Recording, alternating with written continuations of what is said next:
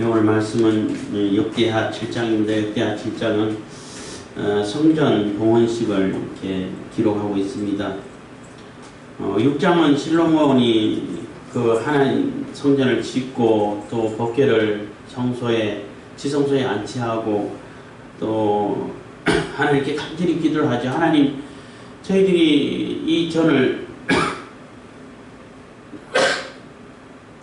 향해서 또 이 전에서 이 성전에서 기도할 때에 우리의 죄를 깨닫고 주님께 돌아와서 회개하고 이 성전에서 기도하고 또 멀리 포로로 잡혀갔다면은 이 성전을 향해서 기도하고 하면은 하늘에서 들으시고 응답해 주십시오, 회복시켜 주십시오 하고 간절히 기도를 하죠.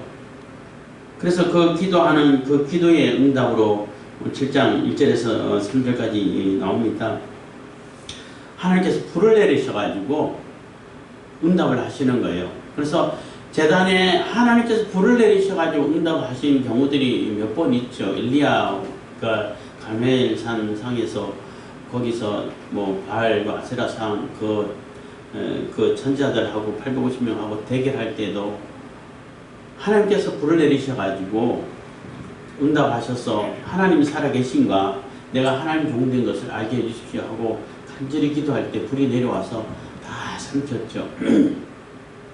다윗이 범죄를 해가지고 인구조사, 자기 교만해서 인구조사해서 하나님 진노를 사가지고 급히 또 나중에 깨닫고 금방 깨닫고 하나님께 용서를 구하고 기도할 때 오늘 이렇게 성전 지어졌던 그 장소예요. 아라우나 타작 마당에서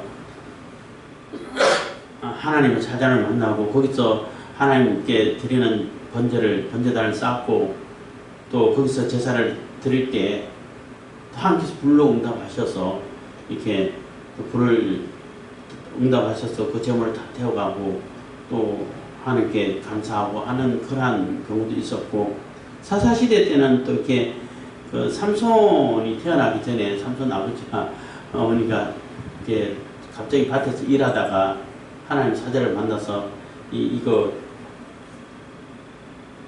하나님 사자인 것이 이 징표를 얻기 위해 가지고 누구냐고 했더니 그 제물을 갖다 놓으라 하면은 거기서 또 이렇게 불을 내 가지고 또 다 태우고 이런 경우도 있고 실질적으로 하나님의 제단 번제단에 불을 내려서 응답하는 것은 이게 3번 정도 되죠.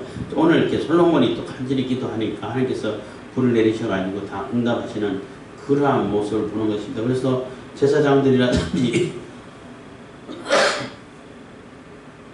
이스라엘 백성들이 감격하기도 하고 두렵기도 하고 해서 엎드려서 하나님께 경배하고 하는 그러한 모습을 보는 것입니다. 그래서 거기서 또 이렇게 풍성하게 축제를 드리고 또 하나님께 이 봉헌식을 이렇게 미리 드렸다고 볼 수 있는 겁니다. 봉헌식을 드리고 그 다음에 또 장막절 또 절기를 지키고 해가지고 14일 15일 동안 이렇게 축제를 벌이고 이렇게 가는 그러한 과정이고, 또 7장 11절부터 보면은 여호와의 전과 왕궁을 필려가고 그 무릎 그 심중에 여호와의 전과 자기 궁궐에 어떻게 만들고자 한 것을 다 율동케 이루니라 해서 성전을 다 짓고 왕궁을 13년간 지었어요. 성전은 7년간 짓고 그래서 20년간 지었는데 13년 후에 다시 또 이렇게 낙성식을 또 하는 가운데 하나님 성전에 가서 왕궁과 성전을 같이 하나님께 드리는 그런 의식이라고 볼 수 있는데, 어쨌든 낙성식을 하면서 또 하나님께 간절히 기도할 때 하나님께서 다시 나타나셔가지고 그 약속을, 언약을 다시 한번 상기시켜주는 그러한 내용이 오늘 7장의 내용입니다. 7장 1절입니다. 솔로몬이 기도를 마침에 불이 하늘에서부터 내려와서 그 번제물과 제물들을 자르고 여호와의 영광이 그 전에 가득하니 여호와의 영광이 여호와의 전에 가득함으로 제사장이 그 전에 능히 들어가지 못하였고 이스라엘 모든 자손은 불이 내리는 것과 여호와의 영광이 전에 있는 것을 보고 박석간 땅에 엎드려 경배하며 여호와께 감사하여 가로되 선하시도다 그 인자하심이 영원하도다 하니라 해서 하나님의 응답하심을 직접 눈으로 보고 얼마나 감격했겠어요. 물론 성전이 다 지어진 것도 감사하고 하나님께서 지으라고 한 대로 보여준 식양대로 다 짓고 정말로 화려하게 꾸미고 또 정성을 다해서 정말로 백성들이 또 정성을 다해서 또 예물을 바치고 해서 다 해가지고 다 지어서 하나님께 봉헌식을 드리고 또 이렇게 법궤를 갖다 놓고 언약궤를 갖다 놓고 이제는 성전이 완성된 것을 하나님께 감사하고 할 때에 하나님께서 그걸 기쁘게 받으셨다는 거죠. 기쁘게 받으셔가지고 이게 불을 내려서 다 번제에 있는 재물을 다 이게 다 이렇게 걷어가시고 다 사르시고 영광을 거전히 가득히 나타내고 그래서 하나님 성전에 하나님의 영광이 가득 찰 때에 거기는 뭐 아무리 뭐 제사장이라 할지라도 들어올 수밖에 없고 함부로 할 수 없고 너무나 거룩한 곳이기 때문에 그래서 조심하고 이렇게 되는 모습인 것인데 우리가 우리 성도들의 그 삶에 있어서 신앙생활에 있어서 신앙의 삶에 있어서 비유를 든다면은 성령 충만한 모습을 이렇게 상상해 볼 수 있어요. 비유를 이렇게 뭐 오버랩 겹쳐 볼 수 있는데 오버랩 시켜가지고 볼 수 있는데 성령 충만한 상태가 되면은 참 감격스럽죠. 감격스럽고 보는 것마다 다 이쁘고 다 그냥 뭐 말로 다 할 수 없는 그런 기쁨으로 찬양이 나오고 뭐 하나님께 감사하고 이런 모습이잖아요. 근데 그런 모습이 계속 이어지면 얼마나 좋겠어요. 근데 그러지 않는다는 게 참 이제 좀 아쉬움이 든다고 볼 수 있죠. 그렇다고 하고 하나님의 영광이 떠난 것은 아니에요. 솔로몬 성전이 다 지어지고 처음에 이렇게 봉헌식을 드리고 할 때에 얼마나 하나님께서 기뻐 받으셨다라는 것을 나타내 보여주고 있는 것입니다. 그래서 하나님께서 응답하시는 것을 보고 또 거기서 또 왕과 모든 백성이 여호와 앞에 제사를 드리고 한데 그 제사의 규모가 엄청나게 크다는 겁니다. 4절 이에 왕과 모든 백성이 여호와 앞에 제사를 드리니 솔로몬 왕에 드린 제물이 소가 22,000이요 양이 12만이라 이와 같이 왕의 모든 백성이 하나님의 전 낙성식을 행하니라 해서 이 낙성식을 행함에 있어 가지고 뭐 솔로몬만 드린 것은 아니죠. 솔로몬하고 각종 그 지도자들 또 그 관료들 이런 사람들이 다 와서 지파의 그 장로들 이렇게 와가지고 하나님께 예물 드리고 또 드리는 것이 이렇게 뭐 양이 엄청 많다는 거죠. 6절입니다. 때 제사장들은 직분대로 모셔서고 레위 사람도 여호와의 악기를 가지고 섰으니 이 악기는 전에 다윗 왕이 레위 사람으로 여호와를 찬송하려고 만들어서 여호와의 인자하심이 영원함을 감사케 하던 것이라. 제사장은 무리 앞에서 나팔을 불고 온 이스라엘은 섰더라. 그래서 이스라엘 관중은 서고 제사장들은 또 악기를 들고 오케스트라라고 말할 수 있는 거죠. 그래서 연주하고 찬양하고 굉장히 웅장하게 이렇게 낙성식을 거행하고 있는 것입니다. 그래서 악기를 연주할 때 특별히 다윗이 연주하던 것이고 또 다윗이 또 하나님 찬양하기 위해서 악기를 제작했다고 그래요.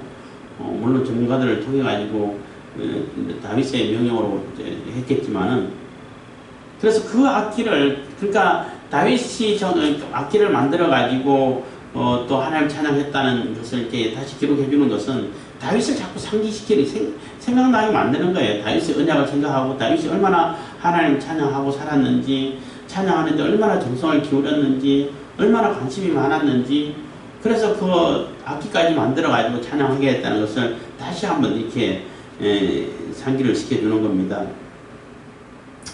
7절입니다. 솔로몬이 또 여호와의 전 앞들 가운데 거룩히 구별하고 거기서 번제물과 화목제의 기름을 드렸으니 이는 솔로몬의 지은 놋단이 능히 그 번제물과 소제물과 기름을 용납할 수 없음이 있더라 해서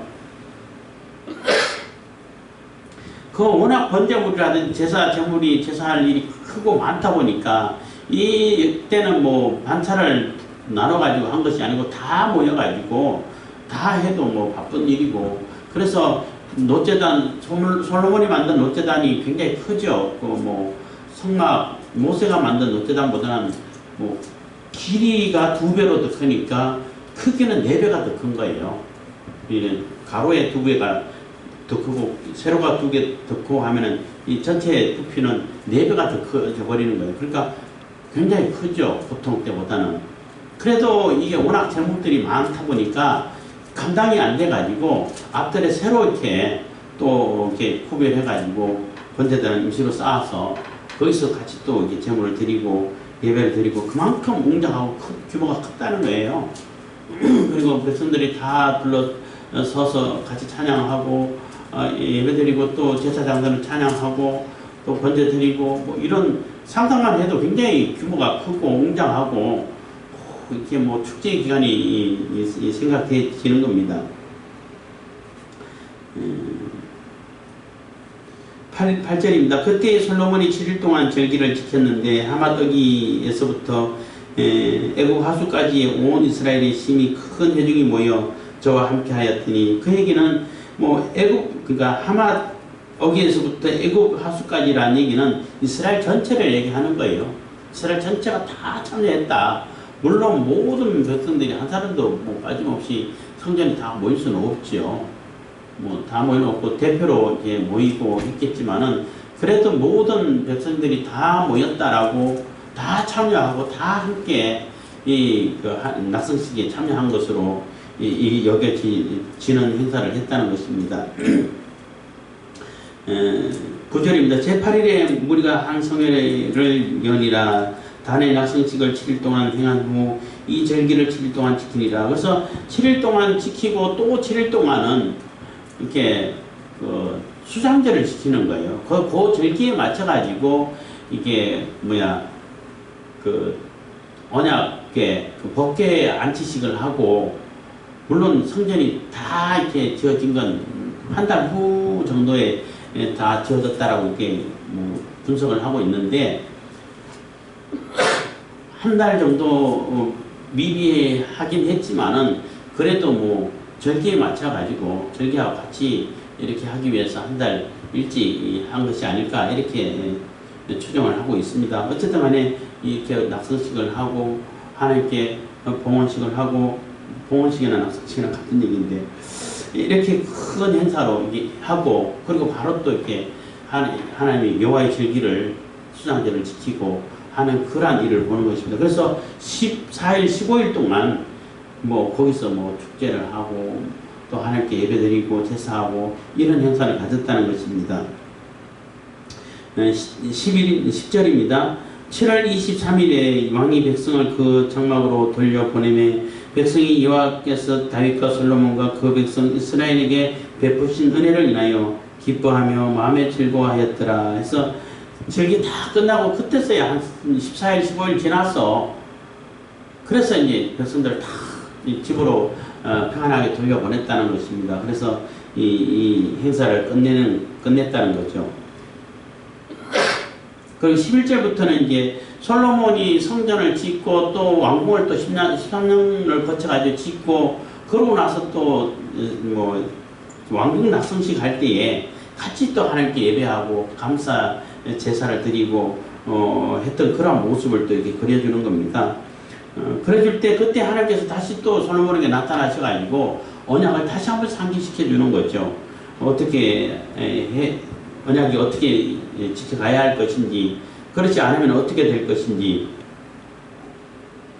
이렇게 하나님께서 언약을 상기시켜주고 또 예언을 해주고 있는 것입니다. 11절 솔로몬이 여호와의 전과 공궁을 피력하고 무릇 그 심중에 여호와의 전과 자기 궁궐에 어떻게 만들고자 한 것을 다 형통하게 이루니라. 밤에 여호와께서 솔로몬에게 나타나사 이르시되 내가 이미 내 기도를 듣고 이곳을 택하여 내게 제사하는 전을 삼았으니 혹 내가 하늘을 닫고 비를 내리지 아니하거나 혹 메뚜기로 토산을 먹게 하거나 혹 연병으로 내 백성 가운데 유행하게 할 때에 그래서 하나님께서 이스라엘 백성들의 죄악으로 인해서 율법을 어기고 하나님 말씀대로 살지 않고 이렇게 해서 재앙을 내린 상황이 된다는 거죠. 그래서 그때도 또 솔로몬이 하나님께 감사하고 기도했다고 볼 수 있습니다. 그리고 뭐 밤에 또 이렇게 솔로몬에게 나타나가지고 내가 하늘을 닫고 비를 내리지 아니하거나 혹 메뚜기로 토산을 먹게 하거나 혹 연병으로 백성 가운데 유행하게 할 때에 한 얘기는 하나님께 재앙을 내렸다는 얘기예요. 이스라엘 백성들에게. 왜 재앙을 내리겠어요? 하나님 말씀대로 안 사니까. 하나님 말씀대로 살지 않고 엉뚱한 짓을 하고 하니까 재앙을 내리는 거예요. 그래서 재앙이 내려진 그러한 상황이 됐을 때 그럴 때라도 다시 깨닫고 우리가 재앙을 하나님께 범죄해서 하나님께서 이렇게 재앙을 내리시는구나 하고 회개하고 돌아와서 이 성전을 향해서 이 성전에서 기도하면 하는 그런 얘기가 되는 겁니다. 14절 내 이름으로 일컫는 내 백성이 그 악한 길에서 떠나 스스로 겸비하고 기도하여 내 얼굴을 구하면 내가 하늘에서 듣고 그 죄를 사하고 그 땅을 고칠지라. 그래서 하나님의 이름으로 그러니까 내 이름으로 일컫는 내 백성이라는 얘기는 하나님의 백성이라는 얘기예요. 하나님의 백성이고 하나님의 이름이 그 백성에게 있는 함께하는 임마누엘을 이루어가는 그러한 백성이라는 거죠. 그래서 하나님께서 특별히 구별하신 그 백성인데 그 백성이 악한 길에서 머물러 있으니까 이방 사람들하고 똑같이 악한 길에 머물러 있고 우상이 빠져 있고 그러면 안 되죠. 그런데 이 재앙을 받아가지고 하나님이 내리는 그 재앙을 보고 그 악한 길에서 떠난다는 것이 중요한 거예요. 그 악한 길에서 그대로 있으면서 기도하면은 별 의미가 없어요. 그 악한 길에서 떠나서 스스로 겸비하고 기도하여 내 얼굴을 구하면, 그래서 떠나가서 하나님께 하나님 죄송합니다. 하나님 용서해 주십시오. 큰 죄에 빠졌습니다. 이렇게 회개하고 돌아와서, 그러니까 회개라는 얘기는 돌아온다는 얘기죠. 죄를 뉘우치고 돌아와서 하나님 얼굴을 구하면은 그때 외면하지 않고 받아주겠다는 거예요. 내 얼굴을 구하면 내가 하늘에서 듣고 그 죄를 사하고 그 땅을 고칠지라. 그래서 그 죄를 용서해주고 다시 그 땅을 고쳐가지고 메뚜기를 다 쫓아주고 토산을 메뚜기가 먹도록 버려두지 않고 다 메뚜기를 제거해주고 연병도 깨끗이 치료해주고 또 비도 내려주시고 해가지고 다시 땅이 소산을 낼 수 있도록 만들어주겠다는 것입니다. 15절 이곳에서 하는 기도에 내가 눈을 들고 귀를 기울이니. 그래서 이 성전에서 기도하는 그 기도를 하나님께서 듣고 보고 그 귀를 기울여서 들어주시겠다는 거예요. 우리가 하나님께서 우리의 기도를 들으신다라는 것을 얼마나 감사하고 우리가 그게 큰 은혜라는 것을 우리가 기억을 해야 된다는 거죠. 사실 우리가 아무리 기도해도 들어주는 존재가 없다 그러면은 그럴 필요가 없는 거죠. 아무 소용없는 거죠. 근데 기도는 대체적으로 언제 해요?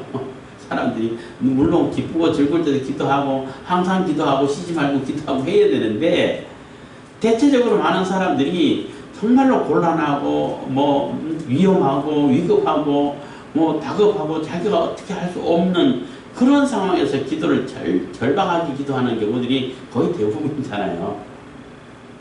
그게 대부분이기 때문에 내가 이 절박함에서 내 스스로는 벗어날 수 없고 내 스스로는 이것을 해결할 수 없는 그런 상황을 만났단 말이에요. 그런 상황에 만났는데 그래서 하나님 찾을 수밖에 없는 거죠. 하나님께 기도하는데, 근데 내가 기도하는 그 대상이 우리 기도를 안 들어주시면은 그보다 더 큰 절망이 어디 있어요? 내가 정말로 절박한 심정으로 어떤 존재에게 기도하는데 그 존재가 아무런 능력이 없어. 기도 들어주는 능력도 없어. 그런 데는 기도할 필요가 없는 거죠. 근데 사람들은 기도를 많이 해요. 그게 또 능력이 있는 줄 알고. 근데 하나님께서는 우리의 기도를 들어주신다는 거예요. 들어주실 뿐만 아니라 이 땅을 고쳐주시고 해결해 주신다는 거예요. 그게 얼마나 감사한 일인데. 그래서 15절 이곳에서 하는 기도에 내가 눈을 들고 귀를 기울이니 이는 내가 이미 이전을 택하고 거룩하게 하여 내 이름으로 여기 영영이 있게 하였습니다.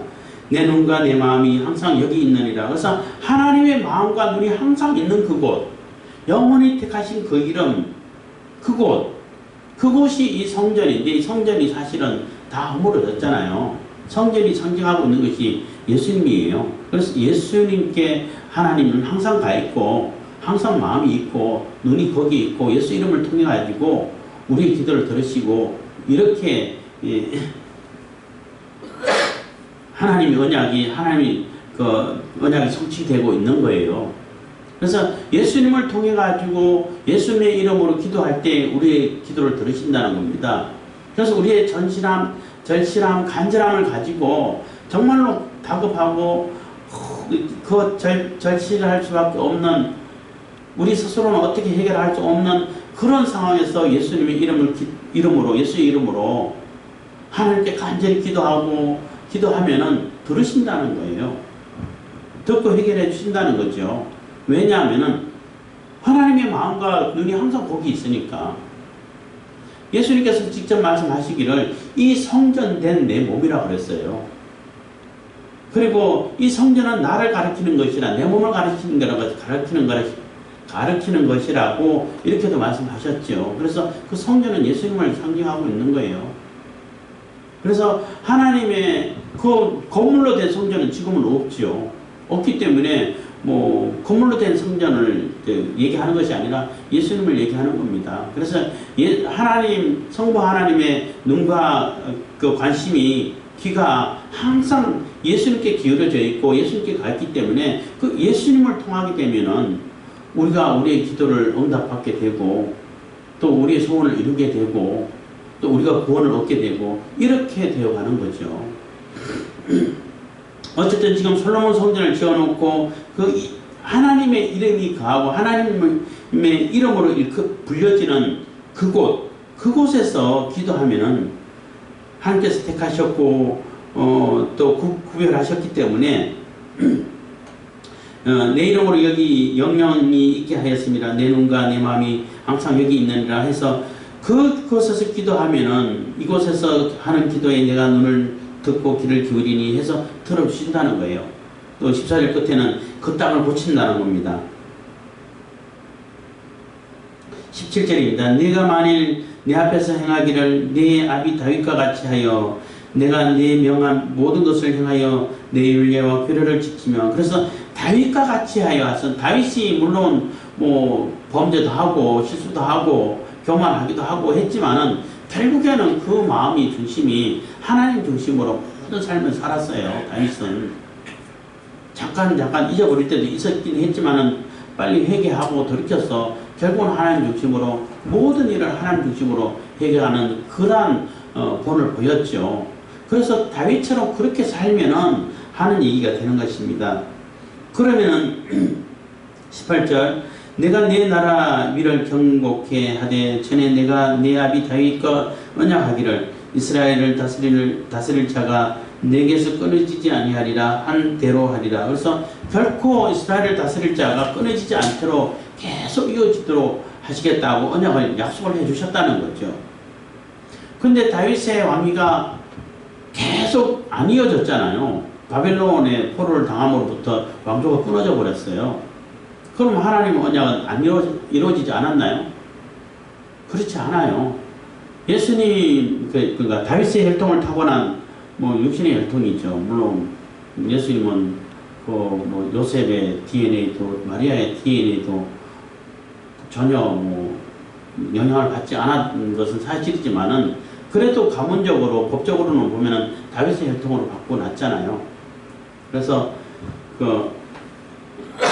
처녀가 잉태하여 이렇게 표현을 했는데 이 당시 때라든지 뭐 얼마 지금 우리가 살고 있는 이 시대 말고 요전 시대만 해도 처녀로 잉태한다라고 표현밖에 못하지만은 지금은 조금 더 정확하게 얘기한다 그러면은 대리모 탄생이라고 볼 수도 있어요. 대리모 탄생. 이렇게 이해하면 더 쉽게 더 이해가 빨라질 수 있는 겁니다. 왜냐하면 대리모 탄생이 지금도 이루어지고 있는 세상이니까. 하여튼 그거는 뭐 그까지만 하고 어쨌든 예수님을 통해 가지고 그 다윗의 왕위가 왕권이 계속 영원히 이어지게 되는 거죠. 그래서 예수님의 왕위는 결코 끊어지거나 누가 빼앗기거나 없어지거나 하지는 않는다는 것입니다. 그래서 그 약속을 그대로 이룰 것인데 실질적으로 이스라엘이 나라가 운영돼 가는 과정에 있어서도 이제 역대기를 쭉 읽어가면서 나오겠지만 하나님 말씀대로 살아가고 하나님 말씀대로 지켜가고 하나님을 앞서 찬양하면서 하나님 중심으로 살아가게 되면은 이 실질적인 그 육신의 나라 이스라엘도 번성하고 부강해져가고 그 왕위가 강해지고 이렇게 돼 가는 것이고 그 말씀에서 떠나게 되면은 그 왕위가 점점 힘을 잃어가게 되고 또 하나님의 그 심판을 받게 되고 이렇게 된다는 것을 이렇게 보여주고 있는 거예요. 물론 예수님을 통해서 영적으로 또 영원한 나라를 이뤄가는 데 있어서 영원히 이루어졌겠지만은 우리 삶에 있어서도 하나님 중심으로 살면은 우리 육신의 삶도 사실은 건강하고 평안하고 복을 받고 사는 것이 맞는 거예요. 물론 그렇다고 해가지고 내가 병들었다 해가지고 복을 못 받는다는 것은 아니고 하나님 말씀대로 잘 살게 되면은 건강한 삶도 살 수 있어요. 그거는 이제 부차적인 거죠. 그게 목적이 되는 건 아닙니다만은 부수적인 것이긴 하지만 그래도 항상 기뻐하고 쉬지 말고 기도하고 범사에 감사하고 이런 삶을 살면요 건강해져요. 병도 다 떠나요. 있던 병도 다 떠나요. 그리고 그러한 삶을 살면은 또 이렇게 많은 사람들이 이렇게 좋은 관계를 맺어져 가지고 또 물질도 들어오고 그래요. 오프라 윈프리인가 하여튼 그 미국 흑인 그 방송인인데 그분 얘기를 종종 합니다만은 그분이 너무나 열악한 상황에서 많은 피해를 입고 참 성폭행에다가 마약에다가 또 미혼모에다가 이런 정말로 우리 일상생활에서는 상상도 할 수 없는 그러한 일을 겪은 그런 여인인데 너무나 비참하고 인생이 힘들고 당장 죽어버리고 싶고 이런 그러한 상황에 놓여 있던 사람인데 한 번은 생각하기를 감사 일기를 한번 써볼까 이렇게 시작했다고 그래요. 물론 그 아버지가 감사해야 된다 감사를 강조해주고 한 것이 기억나가지고 근데 감사 일기를 쓰는데 감사할 게 뭐가 있냐는 거죠. 나는 그렇지 않은 사람도 감사를 안 하고 사는데 그래서 감사할 게 하도 없으니까 오늘 스파게티를 먹었는데 참 맛있어서 감사합니다. 오늘 날씨가 참 화창하고 맑아서 참 감사합니다. 이런 것부터 감사를 했다는 거예요. 그래서 감사를 이렇게 적어갔다는 거예요. 점점점 일기를 써가고 적어가다 보니까 점점점 감사하는 얘기가 더 늘어난다는 거죠. 이래서 이것도 감사하고 이것도 감사하고 누가 만났는데 내게 웃음을 보여줘서 잘게 해줘서 감사하고 또 그냥 그냥 지나가 버리면은 지나가도 나한테 해를 안 끼치고 지나가서 감사하고 이렇게 예를 들면은 그렇게 감사를 자꾸 하다 보니까 감사할 일이 그렇게 많아지게 되고 사람들이 점점점 그 사람에게 집중하게 되고 관심을 갖게 되고 그래서 그 사람에게 와서 상담하게 되고 상담하게 되면은 또 감사를 전달해 주니까 또 해결되기도 하고 그러다 보니까 방송하게 되고 그러다 보니까 사실 그 사람 방송을 제일 많이 보는 수억 명이 보는 방송이라고 그러더라고요. 그래서 방송에서도 이렇게 상담하고 하면은 또 해결되고 이러다 보니까 점점점 더 많아지죠. 굉장히 영향력을 끼치는 사람이 됐다고 이런 얘기를 들었는데 그게 감사의 출발인 거예요. 그래서 실질적으로 감사하는 생활을 살게 되면은 감사하는 사람 얼굴이 찌그러져 있겠어요? 그러다 보니까 사람들도 다 좋은 인간 관계가 형성되게 되고 서로 돕는 사람도 많아지게 되고 이게 점점점 선순환이 계속 불어나다 보니까 다 잘 되게 됐죠. 그것처럼 하나님 말씀 중심으로 살고 하나님 말씀대로 살면은 우리 영적으로도 풍성한 은혜를 받고 큰 복을 받는 것은 당연한 것이지만은 육신적인 삶에서도 굉장히 이렇게 은혜로운 삶, 풍성한 삶, 그런 삶을 건강한 삶, 이런 삶을 살 수 있게 되는 겁니다. 그래서 그렇게 살면은 하나님께서 약속하신 대로 끊어지지 않게끔 그대로 이루시겠다는 것입니다. 19절입니다. 그러나 너희가 만일 돌이켜 내가 너희 앞에 둔 내 율례와 명령을 버리고 가서 다른 신을 섬겨 숭배하면 내가 저희에게 준 땅에서 그 뿌리를 뽑아내고 내 이름을 위하여 거룩하게 한 이 전을 내 앞에서 버려 모든 민족 중에 속담거리와 이야기거리가 되게 하리니. 그래서 만약에 그렇게 하지 않고 하나님을 버리고 다른 신을 섬기고 딴 데 마음이 가 있으면은 하나님 말씀대로 살지 않고 그 죄악 가운데 그냥 살게 되면은 내가 그 사람 다 뿌리채 다 뽑아버리겠다는 얘기예요. 가나안 땅에서 살던 그러한 가나안 족속들이 너무나 죄악이 심해서 하나님께서 그 뽑아버린다고 그랬거든요. 이 땅이 가나안 족속들을 토해냈다고 그랬거든요. 그래서 쫓아낸 거거든. 그런데 그러한 짓을 너희들도 하면 너희들도 거기서 뽑아낼 거야 하는 얘기가 되는 겁니다. 그리고 이 성전, 내 이름을 주겠다고 했던 이 성전이라 할지라도 다 버려버리겠다는 거죠. 허물어버리겠다는 얘기인 겁니다. 그런데 사람들이 지나가면서 어떻게 전능하신 하나님 전에 이런 꼴로 당하고 이런 허물어졌냐 하고 비웃게 된다는 거죠. 그러면은 이 이스라엘 백성들이 하나님 말씀대로 살지 않아서 그래, 이렇게 대답하게 된다는 겁니다. 27절, 21절. 이 전이 비록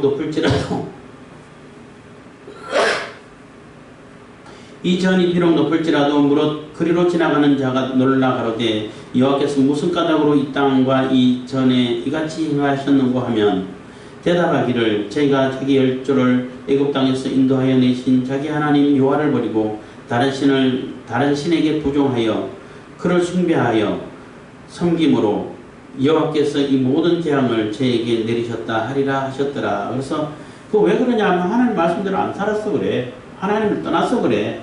이렇게 지나가는 사람도 그 주변에 있는 이방인들도 그렇게 대답할 거라는 얘기예요. 그래서 하나님 말씀대로 사느냐 하나님 말씀대로 살지 않느냐 이게 매우 매우 중요하죠. 그러는 가운데 하나님 말씀 가운데 하나님 말씀대로 사는 가운데 내가 하나님께 제사하고 하나님께 예배하고 이렇게 할 때 그게 하나님께서 기쁨 받으시는 것이지 말라기서에서 나오는 11조 얘기도 마찬가지입니다. 온전한 11조는 이렇게 내 수입을 계산해 가지고 딱 온전한 10원도 빠지지 않게끔 하는 그게 온전한 그것도 포함돼요. 그것도 포함되는데 그것만 얘기하는 거 아니에요. 정말로 온전한 삶을 사는 가운데 그 드리는 11조가 온전한 11조예요. 그렇게 한번 살아봐봐. 그렇게 드리면서 살아봐봐. 하나님께서 복을 안 붓냐 안 주는지 보라. 실험을 해보라는 얘기예요. 내 삶은 엉망인데 다 계산해가지고 10조 딱 드렸어. 그거 온전한 거야. 그거 온전한 거 아니에요. 근데 이제 그것조차도 안 하고 또 얼마 조금 생생 내면서 나 10조 다 했습니다. 이러고 사는 사람 많잖아요. 그거 하나님 모르시겠어요? 사람도 아는데. 그래서 그 마음이 정말 그 중심이 하나님 중심으로 되어 있냐 없냐가 중요한 겁니다. 그럴 때 하나님께서 복을 베풀어 주시고 모든 일을 이뤄주시고 또 우리를 회복시켜 주시고 하는 것입니다. 그래서 솔로몬에게 나타나 가지고 다시 한번 그 언약을 상기시켜 주는 것입니다. 그래서 우리가 신앙생활하는 우리가 어떤 삶을 살아야 하는지를 성경을 읽으면 읽는 데마다 계속 반복해서 하는 얘기가 너 삶이 진정한 하나님 중심으로 삶을 살고 있느냐라는 거예요. 겉으로 그냥 성경 끼고 나 교회 갑니다 한다고 해가지고 그게 기독교인이 아니란 얘기예요. 제가 자주 쓰는 표현입니다만 바울의 표현이죠. 경건을 이익의 재료로 삼으면 그 신앙인 아니에요. 그거는 하나님의 심판의 대상이 되는 겁니다. 내 모든 이익을 경건의 재료로 삼아야죠. 그래서 그러한 삶을 살 때 내 이익을 경건의 재료로 삼는 삶을 살 때에 하나님께서 함께 해주시고 기뻐해 주시고 받아주시고 하지만은 이 경건을 자기 이익의 재료로 삼으면은 하나님의 심판을 받는다는 거예요. 그래서 우리가 하나님께서 무엇을 기뻐하시고 무엇을 받아주시는지를 늘 살펴보고 기억하시면서 하나님께서 기뻐하시는 그러한 삶을 살고 그러한 하나님의 백성 또 신앙인들이 다 될 수 있기를 바라겠습니다. 기도하겠습니다. 사랑해 주시는 감사합니다. 이 시간에 은혜와 복 베푸신 감사드립니다. 저희들이 늘 주님 말